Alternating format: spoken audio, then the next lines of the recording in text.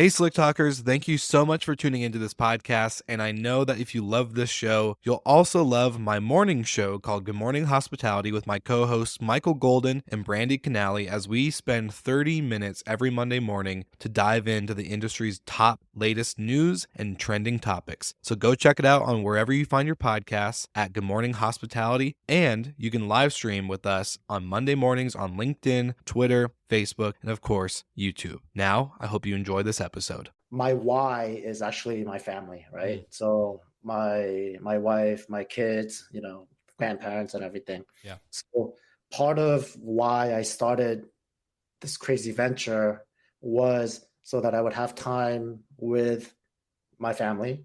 I wanted to grow up with my kids. I didn't want to miss it and then be like, oh man, you guys are leaving the house. I love my dad, everything. But as I was going, it was kind of like a flashback. I was like, you know what? My dad never came to any of these things for me. Yeah. Right. And I had a little tear in my eye as I was going. Uh-huh.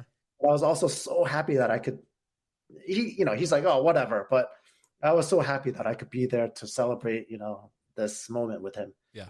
And having this kind of a work-life balance is what's allowing me to do this. And so, I wouldn't trade it for the world.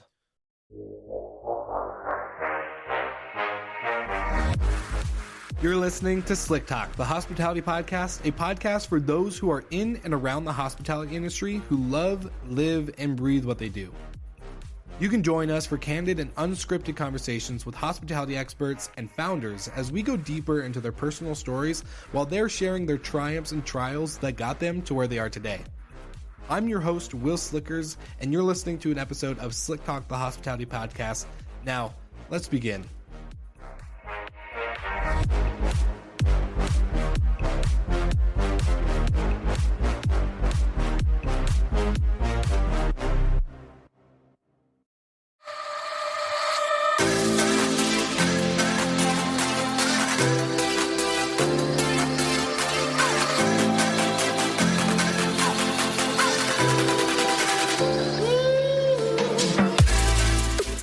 Running a short-term rental business is challenging and time-consuming. Whether it's 10 units or 1,000 units, trying to keep up with the latest trends, technology, hardware, revenue management, guest support, and R&D, it's become almost impossible and increasingly more expensive for the everyday host. On top of that, all of this tedious work does not allow you to focus on what matters most, and that is your guest. Luckily, this will no longer be a problem. Introducing Journey's MOS, the newest and most advanced tech solution in hospitality. Journey's MOS provides you with a one-stop solution that will automate your entire operation and take care of all of your back office work, allowing you to fully focus on growing your business the way you want to. To learn more about MOS, visit Journey online at journey.com. That's Journey, JURNY.com.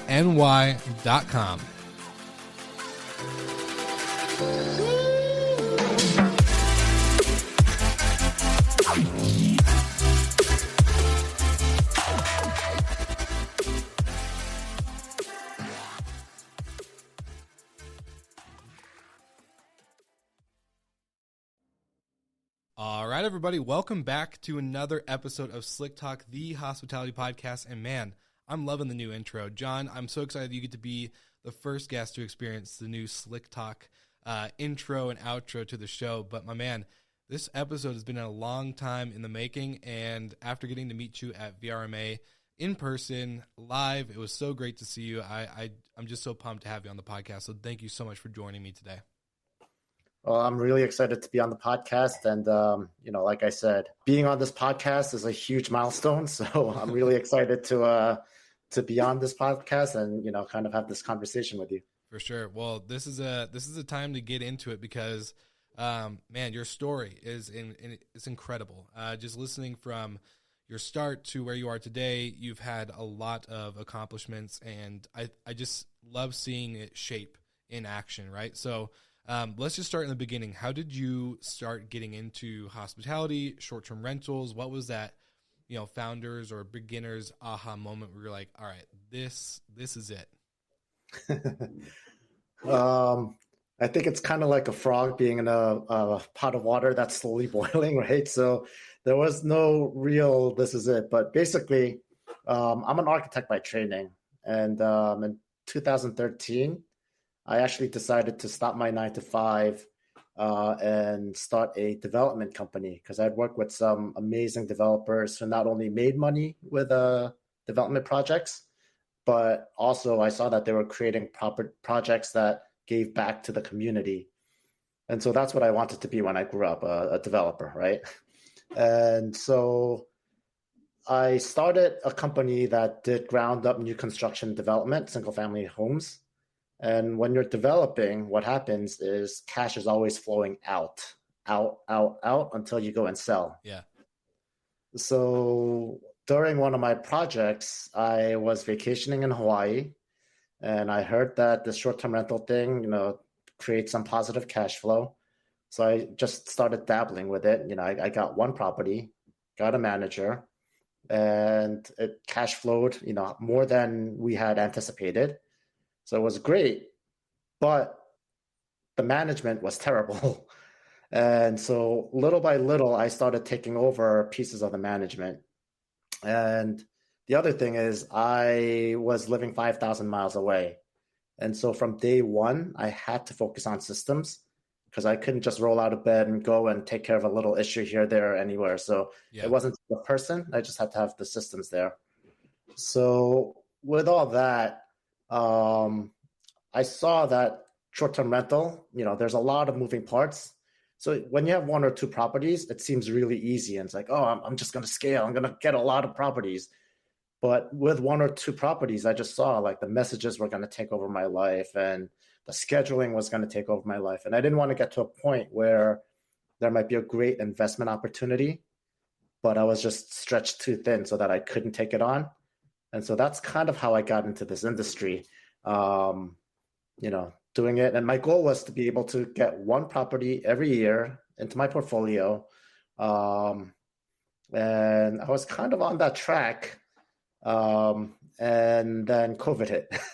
So and that kind of, shifted things. But right before COVID, I guess 2019 was kind of the aha moment.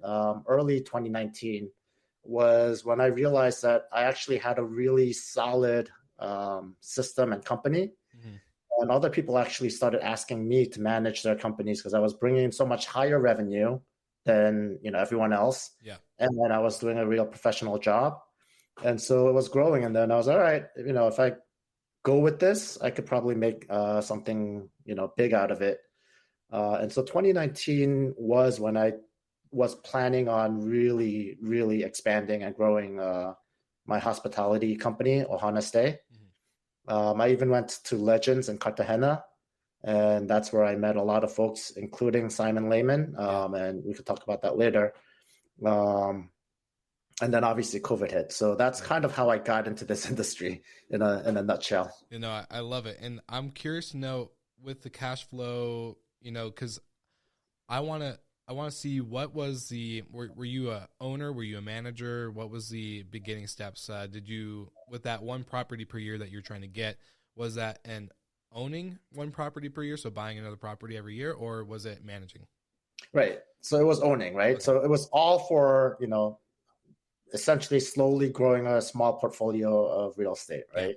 Yeah. Gotcha. And I think that's also one of the things that I wouldn't say it's unique, but I think like an owner, whether I'm managing for someone else or my own property, and there is a different mindset when you think of it as an owner than as a renter or as a you just take care of properties very differently 100%. Than an owner. And so, I was planning on owning each property one a year. Okay. That's good. Good to know.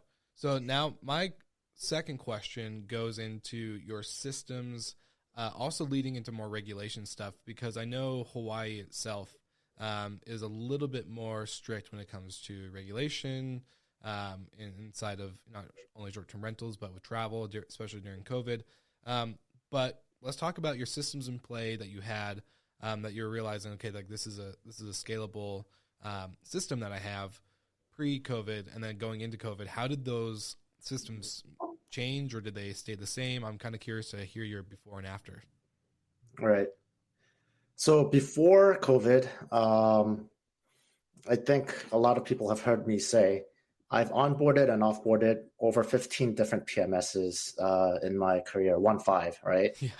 And that was with the goal of finding that perfect unicorn PMS that does everything the way I want it all the time, right? Mm-hmm. And so, I get onto one, certain features wouldn't work, and then I get like the shiny object syndrome, and see the marketing of another one, all that, and then that, the next one would address some issues, but then be terrible at things that that were key working previously, right? Yeah.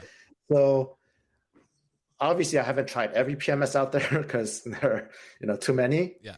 But I actually have a really good perspective on like determining what's marketing speak and what's actual real feature, and kind of asking the right questions to figure things out that way. So basically pre-COVID, I had a pretty solid tech stack, but what I'll say, and it worked really well for what I needed, but what I'll say is I had a lot of redundancies or overlaps, and it was kind of wasteful, right? And I brought in enough revenue and everything that it was a small fraction of my expenses, and I was, I guess, a little bit wasteful. During COVID, obviously, I had to kind of slash a lot of my expenses. Yeah. The whole idea was if you survive, you thrive, right? And that was all I had in my mind: just survive, figure out some way to get some revenue in to offset, offset all the costs. Yeah. And so as part of that, I actually both manpower as well as software, I actually started taking a really hard look at what are the key components that I need in my business, and really streamline my tech stack. I mean, I still have like 35 or 40 different, software or technologies that I use, but that's the streamlined version, right? But yeah, it really forced me to think about, do I really need this service? What's the value it's creating for me? And so it really got streamlined down to the essentials. Yeah. And I have to say, right now, I operate my expenses. I probably cut my overall operating expenses by 25 to 30% between manpower and software, between pre-COVID and post-COVID. Can you explain to us what the essentials were when it comes to your tech stack? Like, what were the key players that were like, this is a no cut, no brainer? Okay, so obviously that you have to have a PMS of some sort that manages the calendar and does communications. So for me, the way I've rearranged my tech stack, I kind of need to explain how I do it so that it makes sense. For sure. Is, again, based on my experience of onboarding and offboarding 15 different PMSs, I don't believe that there can ever be an all-in-one that works for me and my business. Just assumptions that the companies make won't work the way I need them to work. So I take a lot of different tech stack, and then I create my own dashboard that brings the different pieces in, and I get the information that I need, right? And we'll talk about that a little bit later. So for me, the central component of my tech stack is what used to be Hospitable. Smart BNB, what used to be Hospitable. Yeah, the other way around. Yeah, and the reason is they do messaging really well. Mm-hmm. They take care of the calendar and channel distribution to the 3 main channels. Mm-hmm. And that's really what I want from kind of the central system. And then I can add all the other things around it, right? So, and then I use obviously pricing software. I jump back and forth between mostly Wheelhouse and Price Labs, sometimes Beyond Pricing. Yeah. Is there a reason why you do multiple different pricing? I'm just kind of curious because we try to stick with one.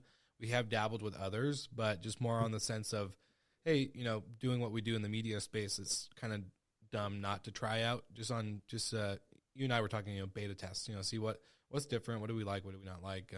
that type of stuff. That way we can give an actual opinion.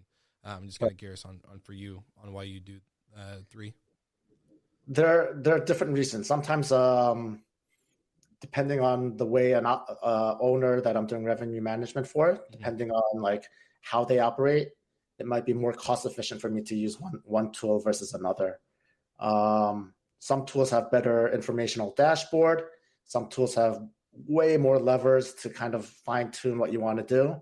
And so, I routinely kind of rotate around it based on what I'm seeing in the market, what the client needs, what I want to do, and then also if I want to beta test new tools. Gotcha. And so that's kind of how I do it. But revenue management is something that that's the one piece that I've never outsourced. Yeah. I've done that from day one. And that's kind of what your name has been like known for. I've always known John and the revenue manager. Like you were just always really good at making people more money. That's all I've heard, especially like in the Facebook groups and through the Legends X guys or, Jasper and Eric.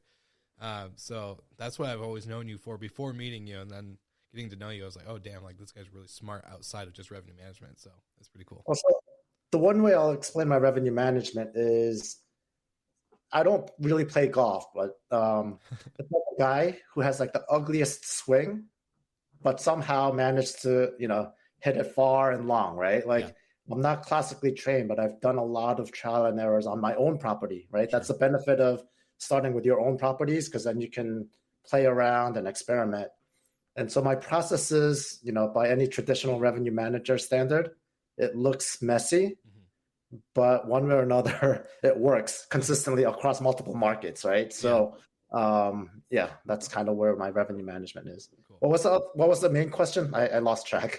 Your 3 non-negotiables when it came to tech stack. So you're talking about going between Beyond, Price Labs, and Wheelhouse. You talked about Hospitable, and then is there another piece of tech that you just find really crucial? And then the third piece is not something that most people in this industry use, and it's not just one. It's things like Zapier and those other things that help connect one tool to another. For sure. And that's really what I use to then bring in any other piece of tech that comes in. I mean, there are lots others that I'd love to like bring up, but if I had to just strip it down and just have 3 or 4. That's kind of where it would be for me. Well, I've heard a lot of people talk about Zapier recently, especially as it's becoming, I think it's not very popular in the industry, kind of like you said, but it's getting to the point where people start mentioning it enough that others are like, oh, shoot, like I just wrote down Zapier again because we were looking at it and we never fully like actually brought it in. So it's like, oh, great, another reminder to check out Zapier, because I think you mentioned early in the episode that, the messaging and the pricing and all this other stuff of the management side is just going to take too much if you have to wake up or roll out of bed every 5 minutes just to go do something regarding your properties. If you don't mind me asking, what markets are you in outside of Ohana? Right. So obviously, my main primary market is Hawaii in Honolulu. Yeah, that's all right. That's what I mean Ohana. Yeah, no, Ohana says my company name. Ohana means family in Hawaii. But I provide revenue management services or kind of the tech tape services, kind of the pulling together the different tech. Yeah. I provide that in Florida, in Wisconsin, and Colorado, and Arizona. It's an approach that I take to revenue management. So it's not like just knowing the market. In fact, I rely on my clients to help me understand what the market is, but then I apply my systems and my processes to it, and kind of can over about a month to 2 months can ramp up and start bringing in the higher revenue amounts than they traditionally have been. Mm-hmm. But those are the markets that I'm currently in, and I'm in discussion with some people in Texas and kind of wherever people basically want to make money, right? Yeah. That's what I call revenue management. I call it cash. Hey, I like that. That's the best version of it, because dude, it's crazy. Like I came from the hotel revenue management side. versus the short-term rental. And it's very different, but very similar. But I find the short-term rental revenue management processes and tools to be so much more further advanced. Like I went to Cornell's revenue management school and I did, got my certification through there, but I'm learning way more by applying certain like tools and just overall tactics to a short-term rental property in a competitive market rather than I ever learned in the Cornell. Can I share my one controversial thought on revenue management between hotel approach and short-term rental approach? Yeah, of course. I'm all ears. So in the hotel industry, revenue management, the fundamental basis, it seems, is the comp set, right? And sure. You develop a huge comp set. And it makes sense because all the players in the field play by basically a set of rules that you all agree on, right? And so the data it's a validated data set because everyone's playing by the same rules. Yeah. In the short-term rental industry, you talk to 50 different operators in the same market, and everyone has a different set of max, min, how they operate, right? Yeah. So data it's not a valid data set. For sure. And yet all the big, whether it's Price Labs or Wheelhouse, they're basically just aggregating the invalid data and finding some average, right? Mm-hmm. And so the comp set to me helps you see what the market is doing, but it's not, I don't look at the numbers for the pricing because it's an invalid, data set. Yeah. So that's something that I know a lot of hotel folks kind of cringe when I say, I don't think, comp sets should be kind of this like holy grail.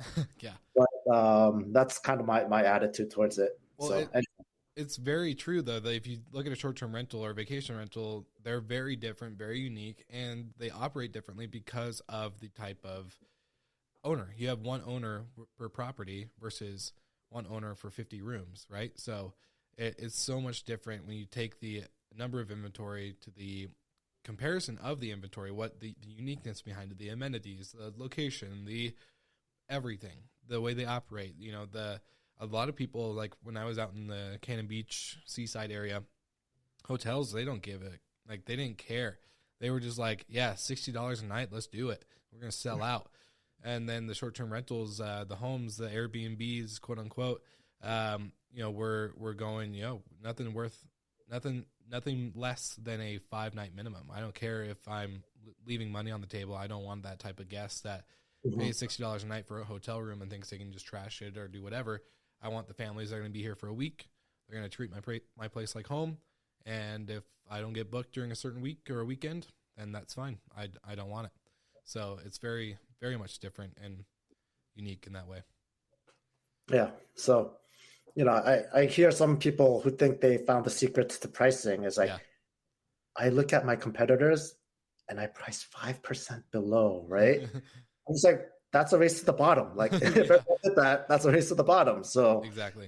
That's a data set that a lot of these aggregators are using to say, hey, this is the average price. So anyway, I'll get off of this, my soapbox here. It's okay. That's what we're here for. We'd like to chop it up a little bit on the podcast. But okay, so let's dive into, you said something that I really, really am curious about. And I've been, as we were messaging on Facebook, I even messaged you a couple times like, I'm intrigued. Tell me more. Please tell me more.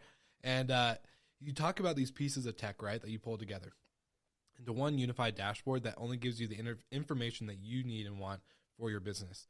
Now, I want to know, one, how did you even think of this idea? Like, I know we've always talked on the podcast. I've talked to a lot of other operators that it would just be so great if we had a unified dashboard. If all these pieces were in one place, so that way I don't have to log into 20 different accounts. But there's never been a real product. There's companies are coming up with their own products that have all these tools that they've created or they've pieced together kind of in a similar way, I'm assuming. But you jumped in and were just like, you know what, I'm going to create my own. How did you even start and like figure this out? This is where I want to know on the geeky side of things. Like, what is Tech Tape basically? Give me the details. Right. So Tech Tape is essentially, the fun way to describe it is duct tape for the short-term rental technology space, right? So again, I'm taking what's best in class for my business or my client's business and figuring out what are the pain points, and then seeing, okay, how can I take off the shelf existing products and make it work for your workflow, right? Because we have so much innovation in the space, but also so much fragmentation. So how did I start it?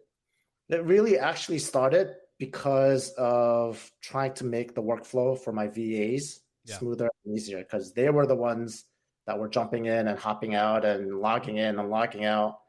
And the big frustration for me was they would make mistakes. And they're only human. They're going to make mistakes, right? So the process is flawed because it's so fragmented.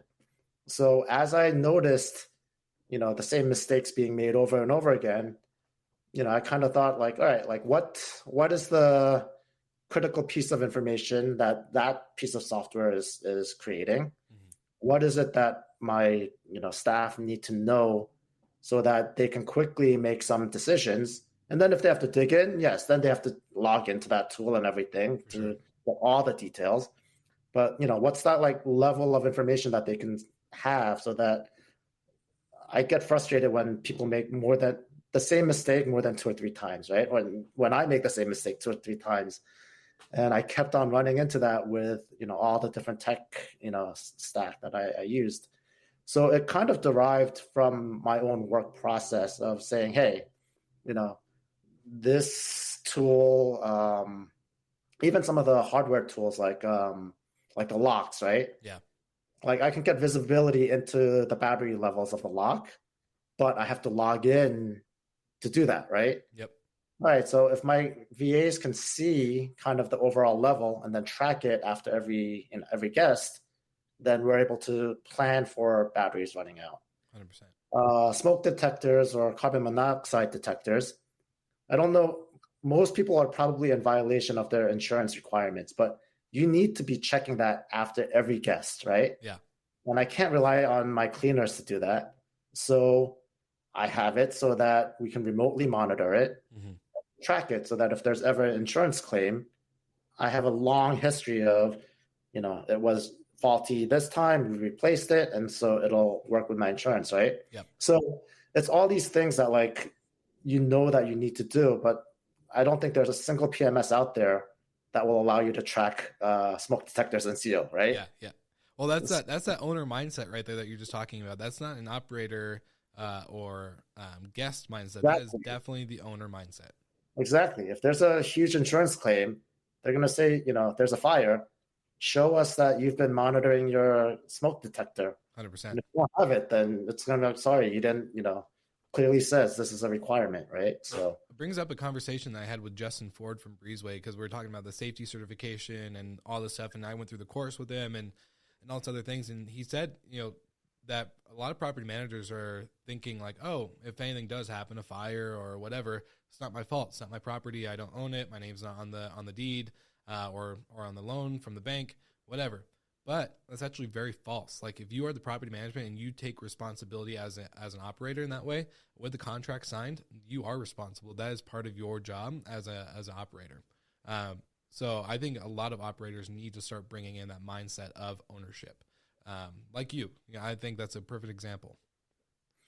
Yeah. I mean, I get there are lots of opportunities right now with the arbitrage model and, people trying to get in, with very little investment. Yeah.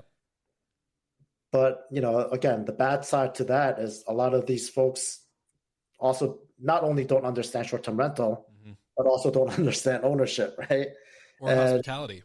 Right. It's just kind of like, how do I make money as opposed to how do I preserve this asset? How do I make sure it continues to, how do I make a sustainable business that is here to, surpass COVID-19 and all these other things that are going to happen in the world. So, right. Yeah. And I'm not saying everyone who does arbitrage does that, but I'm just saying the barrier to entry becomes lower and lower and lower, that you do get some people who enter into this market kind of without the right mindset, I guess, 100%. Is, Yeah, I'll back you up on that one.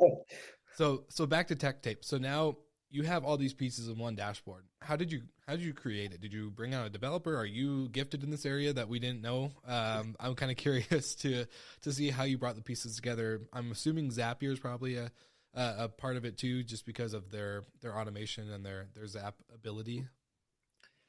Yeah, so it's multiple pieces, right? But the key thing, so no, I'm not a developer, right? I'm savvy enough to kind of, I could take a piece of script or code that's already been written, and then I can kind of see, oh, this is the variable, this is what it's trying to tell it to do, but I can't write code, right? Okay. So everything that I do is off the shelf. I use off the shelf products, whether on the short-term rental technology side or integrating things, right? So that's why I mentioned Zapier.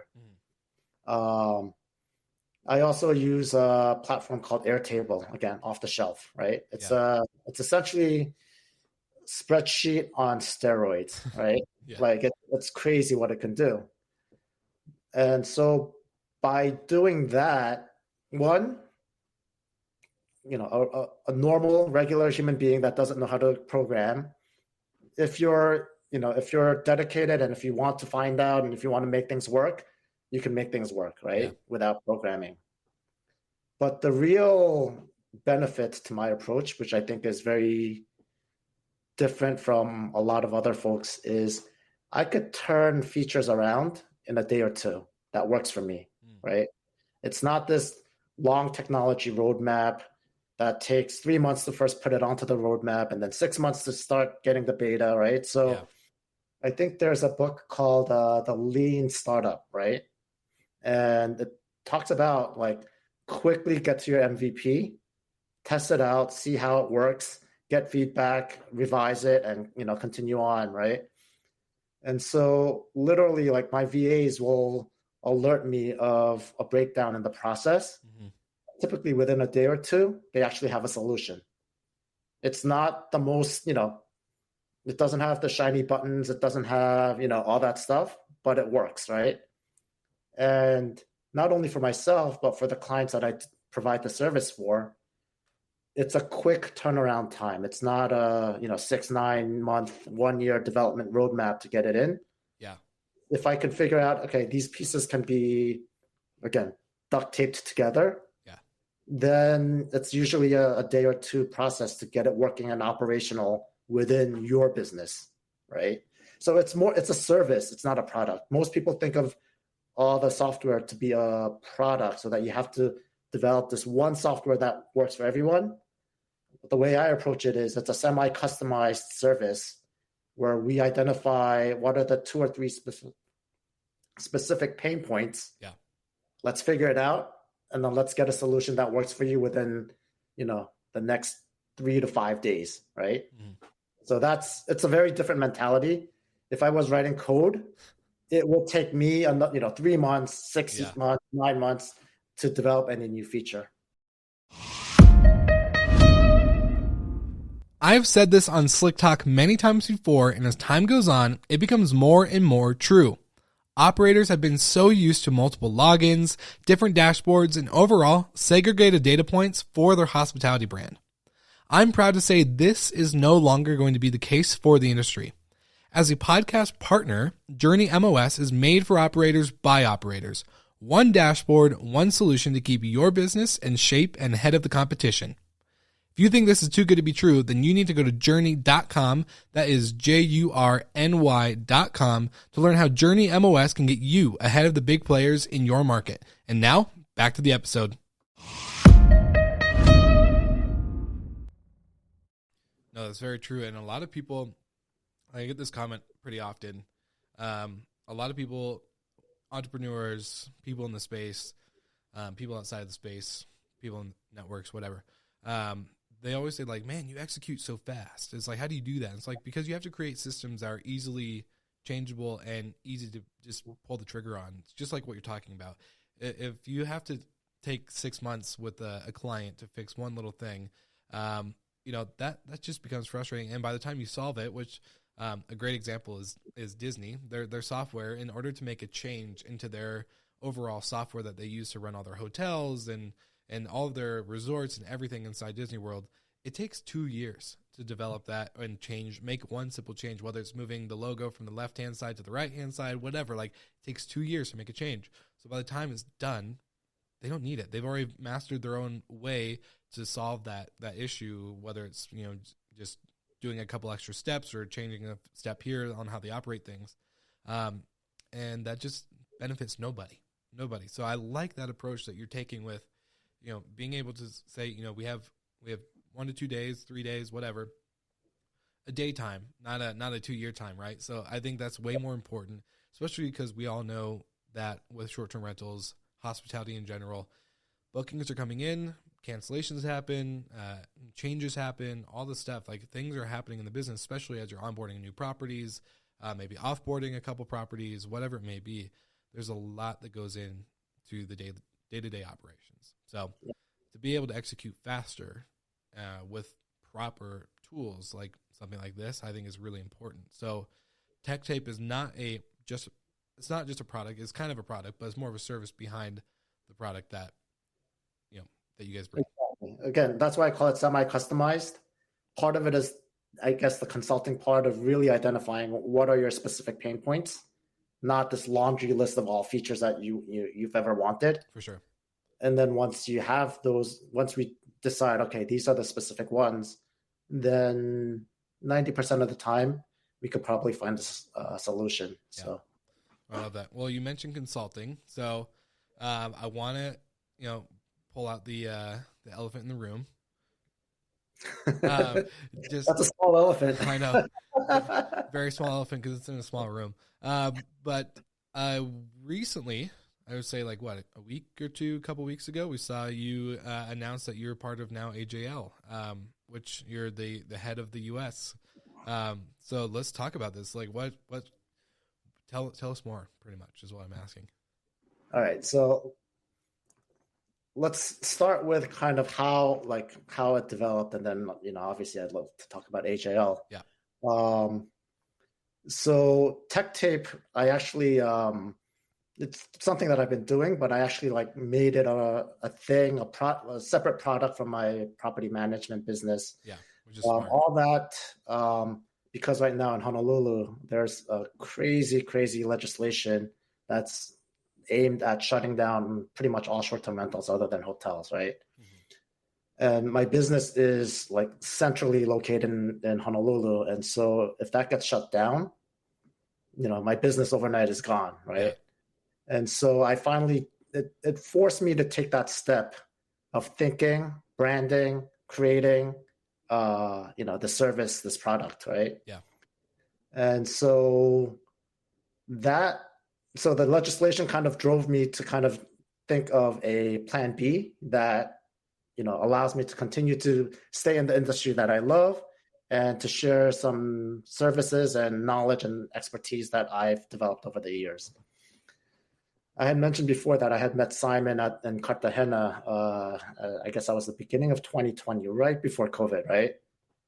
And, obviously we had spent a few days there with lots of other, high-level operators.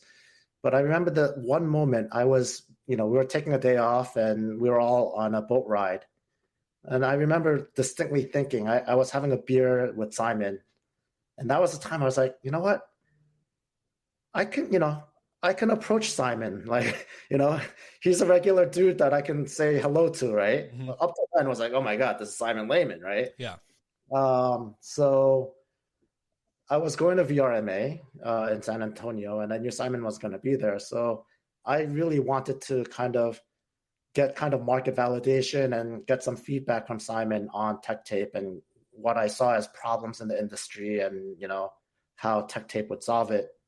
And our conversation as we were talking about AJL's needs and Tech Tape's needs, there was not just technically, but there was just a lot of overlap in terms of, what I could provide and what I do and how I do things. And then obviously, what AJL does and some areas where I could potentially assist. And so that's kind of how this whole AJL, thing develops, right? Yeah.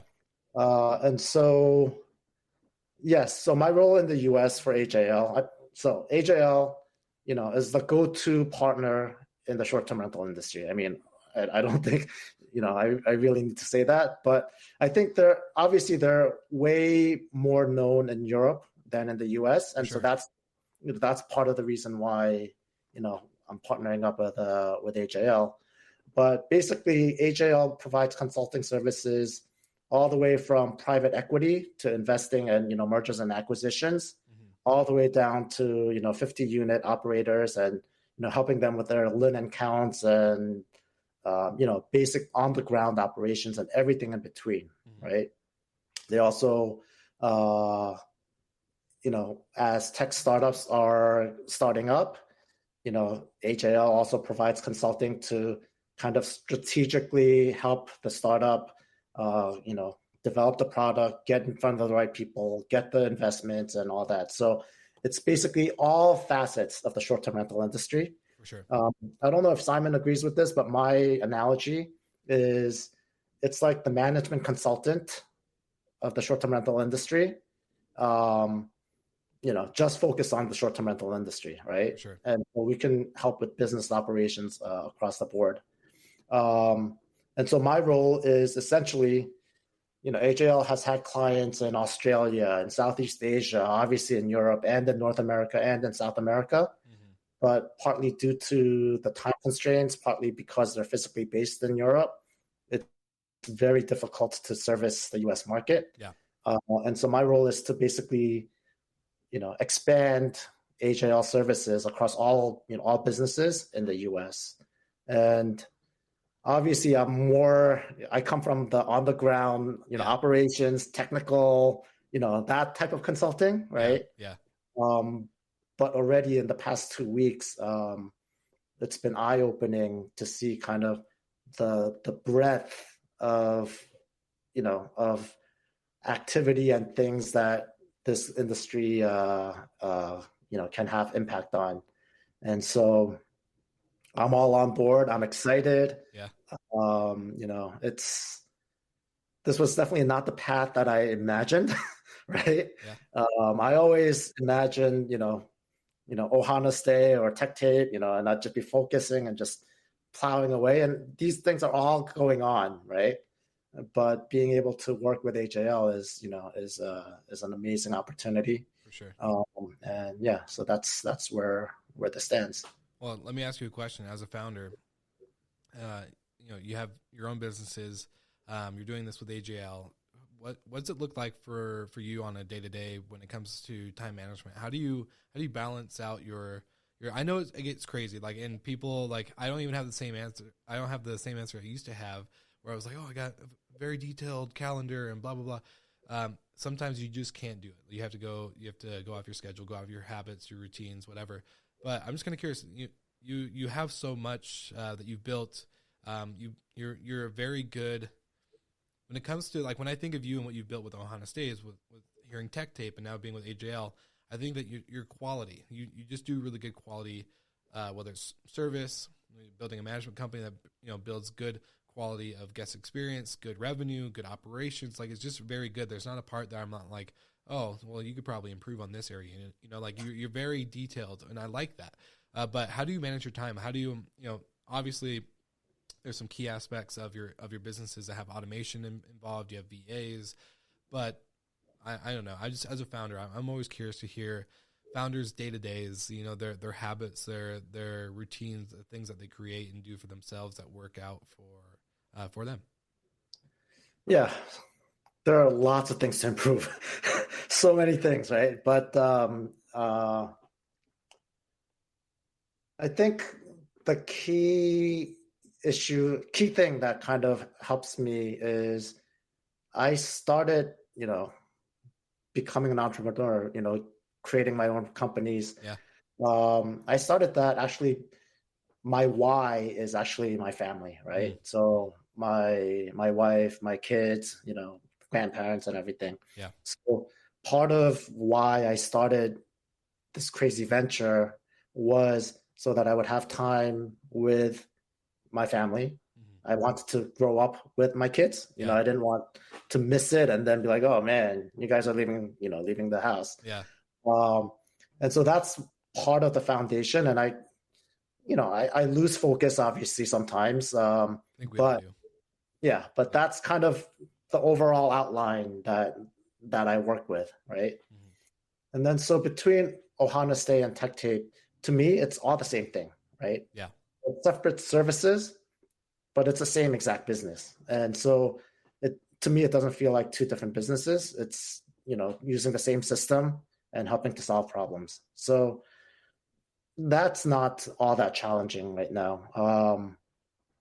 Obviously, with onboarding with HAL, that's going to create some, additional time constraints and everything, and that I'll figure out as I go along.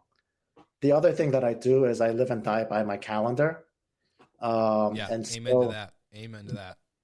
I have my calendar. I finally got my wife to start using the calendar the way we need to, and you so have, people, do you have your yeah. wife booking like date nights and everything, or blocking off time? Please tell. Yeah, no. If it's something that like my time has to be blocked out, Yeah, there's a specific calendar where she blocks that out, right? that's awesome.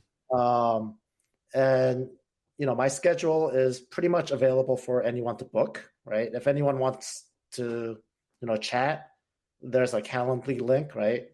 But then I also have big blocks of time that I block out. Weekends I block out completely, 100%. and so I guess I try to, kind of create what the boundaries are that I'm willing to do. And then out of that, within that, the remainder of the time, that's where I need to kind of figure out what I need to focus on. I think I'm pretty good at when I start feeling overwhelmed, I'm pretty good at taking a step back and saying, what are the most, urgent or most critical things that I need to be working on, or what are, the most value driving things that I need to be working on, and so that I can focus on that at the time that I need to. And I think it's that discipline of, blocking out my boundaries and then working within that. I don't know. That's Yeah. how I can say it, but I have to say, recently my schedule has gotten a lot busier, Yeah. and so I'm trying to keep that true. Well, it's good that I don't know, a lot of people, if I ask them that question outside the podcast or like in person, a lot of them don't have like that self-awareness to know like when they're burning out or when they need to block off like, hey, I just need to sit back and like, what are the top priorities I need to focus on and kind of cut out the noise, right? Because we get so, I don't know, at least I do. I feel like I get hit so many different directions with different things. And it's like, oh my gosh, I want to hit all of them, right? You don't want to be that guy that gets too busy to work with people or to talk to somebody or to give an opinion or to whatever. I don't know. And I actually had a like interesting time at the LiveRes partner conference, talking with Andrew Bate, CEO of Safely, and he's like, there's going to be a point where you're not going to be able to talk to everybody, and you're going to, be too busy for some people, and that's okay. And I was like, well, but I don't want to get that way, and I think it's very good for us as entrepreneurs, especially in this industry, to be very self-aware of our why. I love that you mentioned your why. I saw you post on Facebook a picture with you and your son going to the barber shop, and I saw the tradition that I want to keep going, like, yeah, as long as he'll let me yeah, get a haircut with him, right? yeah. No, that's great. I'm a big fan of that. Like, I just me and my dad were never close as a kid, but as an adult now, it's fine. It was right, actually. I mean, he was there. Yeah, yeah, and I think last night my son, his middle school, he was one of the recipients of a character award, right? And I was so proud of him. yeah. We went, and I love my dad, everything, but Yeah. as I was going, it was kind of like a flashback. I was like, you know what? My dad never came to any of these things for me, Yeah. right? And I had a little tear in my eye as I was going. Uh-huh. But I was also so happy that I could. He's like, oh, whatever, but I was so happy that I could be there to celebrate, this moment with him. Yeah. And having this kind of a work-life balance is what's allowing me to do this. And so, I wouldn't trade it for the world. For sure. And I'm like legit like close to crying because it brings up like memories of my childhood stuff as well. Like, yeah, it's really important. I think, when we're talking about, like, you're thinking about those moments, but your son now is going to be the opposite. He's going to be thinking about when he's going to the school with his kid. He's going to be having a happy tear in his eye because, like, man, my dad went to all my stuff, so of course I'm going to go to my He might be like, oh man, I'm going to do this because it was so cheesy when my dad came with me, right? So I don't know how it'll work out, but I was just really happy that I could be, there. Yeah, no, I love that. I love that. Well, that makes me really happy, and I think that's a good note for us to leave off on the podcast. A happy father-son moment. It's always a good one for the audience. John, I always like to ask all the listeners before we end the podcast, where's the best place that we can connect with you? Social media, website, anything like that, email, whatever you want. You tell the people where they should go, and we'll send them that way. Yeah, I think the best email address or website right now to find me and contact me, email is john.on, that's john.an at gettechtape.com, gettechtape.com. And then the website is gettechtape.com. And, there's a way to reach out to me that way. The website is very bare, so it doesn't explain what it is, but you can find me that way. I'm very active on LinkedIn as well, and Facebook. So especially on LinkedIn, I pretty much accept any connection request. Yeah. So if you connect with me that way, then you can kind of see some of my my posts and my thoughts. Love it. Well, we'll make sure we put everything in the show notes so that way people that are listening, whether they're driving and going to click on it after they're done driving, don't listen or don't podcast and drive, I guess, if that makes sense. But yeah, we'll make sure it's all in the show notes so that everyone has access to you. I love your story, and I'm just super thankful to have you on the podcast. It's been a really good time talking to you. So you heard it first, Slick Talkers. Go ahead, check out the show notes, and we'll see you guys again next week. Thanks, Will.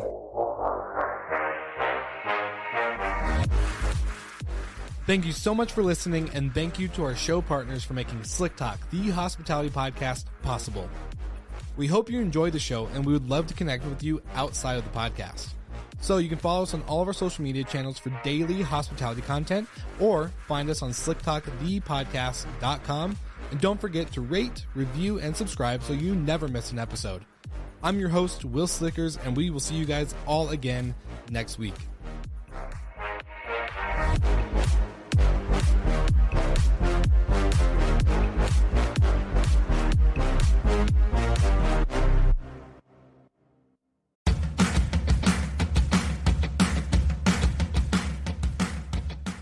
As I've been growing my business and finding new ways to add to my property portfolio, I have to think about how I can anticipate the homeowner's needs, just like I do for my guests. One of the things owners always ask is, how is my property going to be protected? What happens if something gets damaged or worse? These are valid questions and concerns, and I have an opportunity to address these concerns before they even get mentioned, all thanks to having Safely as part of my toolkit. I can ensure all stakeholders are covered during a guest stay and use this information as a way to grow my business by ensuring my property owners know they can trust that I have them covered. If you're a professional property manager, then you need to get Safely in your tool belt so you can focus on operating and growing your business. Thanks for listening to Slick Talk, the hospitality podcast. Now, back to an episode.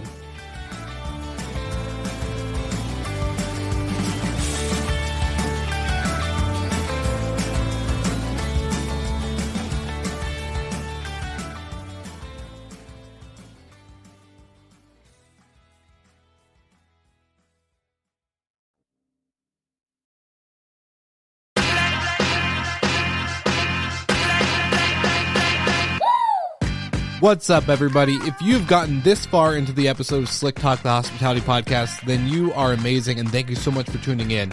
We want to send you two places really quickly. If you can, check out the show notes and click the hospitality.fm link. Check out all of our other shows on the podcast network. And don't forget, if you have someone that you want to hear on the podcast, then fill out the guest fill out form so that way we can get them on the show. Thank you so much for tuning in, and I hope you enjoy another episode of Slick Talk, the Hospitality Podcast.